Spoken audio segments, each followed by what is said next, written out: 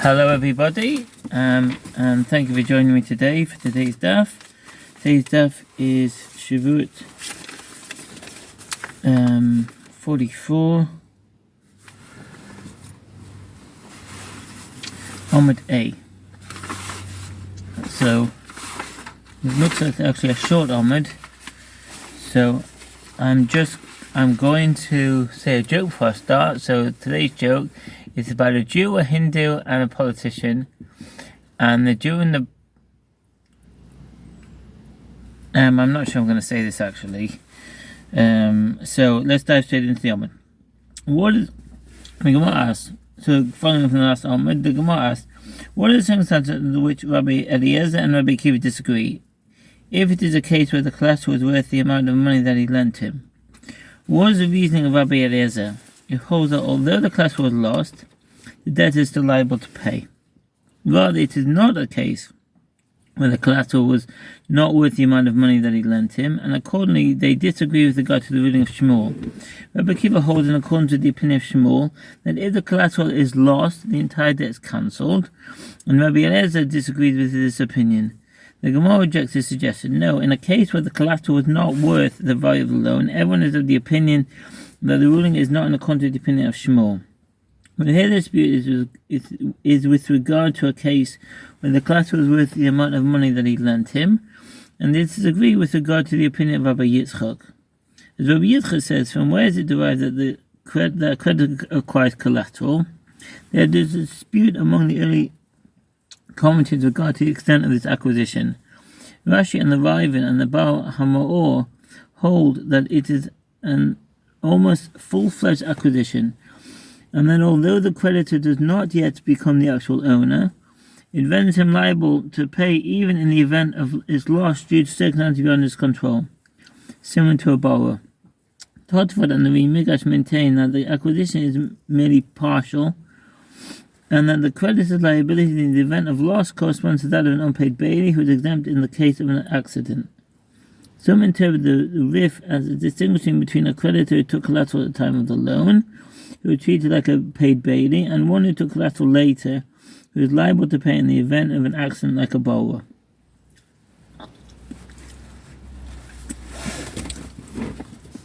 Now the creditor acquires collateral. Leval Cho Shekona Mishkon. If one lends another money or produce and takes collateral for the debt, then whether the collateral is taken at the time of the debt or at a later time, he bears the same responsibilities as the paid bailee. Therefore, if the collateral is stolen or lost, he is liable to pay in accordance to the statement of Rabbi Yitzchak. The Shach and the Be'or Hagua note that Rabbeinu Yitzchak of Dan Pierre rules that he has the state of an unpaid bailee if he took the collateral at the time of the loan, according to the opinion of Rabbah. And that's from the Ram Sefer Mishpat Hilchot Shevuout 10:1 Shulchan Aruch Mishpat 72:2. Given to him, and it is considered its owner as long as the item is in his possession. As it states with regard to a creditor who returns the collateral to the debt of its personal use, and it shall be a righteousness for you. Deuteronomy 24:13. Rabbi Yitzchak infers that if the creditor does not acquire the collateral, then from where is his righteousness? If the collateral is not his, the creditor will not be giving up anything of his own. From here it is derived that the creditor acquires the collateral. Rabbi Eliezer disagrees with this opinion, maintaining that the creditor has a halachic state of an unpaid bailee with regard to the collateral, so that he is exempt from paying restitution if it is lost or stolen. He can therefore collect the entire debt from the debtor. Rabbi Akiva agrees with the opinion of Rabbi Yitzchak and holds that since the creditor acquires the collateral, he bears financial responsibility to pay its value in the event of its loss. Therefore, he must deduct the value of the collateral when collecting payment of the debt. The Gemara asks, if so, shall we say that the opinion of Rabbi Yitzchak is the subject of dispute between the Tanaim? The Gemara answers, and how can you understand that? Say that Rabbi Yitzchak says that a creditor acquires the collateral in the case where he took the collateral from him, not at the time of the loan.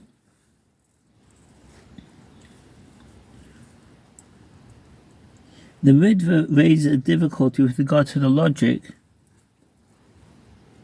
of the Gemara's question. If a creditor acquires collateral that he received not at the time of the loan, against will of the debtor, certainly he should acquire collateral that he took at the time of the loan, with the debtor's consent. He explained that the debtor normally gives collateral at the time of the loan to be liened as a security and does not intend to transfer ownership of it, whereas when the court appropriates property for collateral at a later time, he grants the creditor a certain degree of ownership of the item.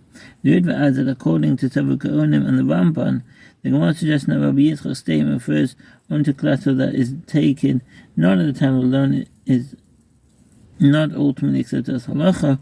Rather, the creditor acquires the collateral when he received it at the time of the loan and at a later time. See the Ran. But afterward, in order to induce him to return the loan, as described in the context of the aforementioned verse. But in a case where the creditor took the collateral from him at the time of the loan, does Rabbi Yitzchak say that he has acquired it? Rather, in a case where he took the collateral from him not at the time of the loan, everyone agreed that the opinion of Rabbi Yitzchak is accepted, and here the dispute between Rabbi Eliezer and Rabbi Akiva with regard to a case where he took the collateral from him at the time of the loan. And they disagree with regard to the halacha state of one who is safeguarding a lost item that he found but has not yet returned, as it was stated with regard to one who is safeguarding a lost item. Shoma Aveda. If one finds a lost item, then for the duration of time that the item is in his possession, he is considered a bailey and bears the same financial responsibility to pay bailey, comes to the owner for any preventable loss or theft. If his loss due to circumstances beyond his control, he is exempt. This is the ruling of the Shulchan Aruch, following the opinion of several early commentaries, in accordance with the opinion of Rav Yosef.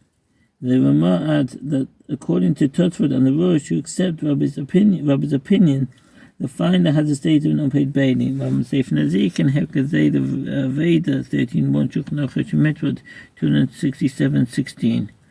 Rabbi says that his halacha status is like that of an unpaid bailey, with exempt from paying restitution in the event that the item is lost or stolen. That's the end of the Omid. Thank you for listening and wish you all the best. Bye.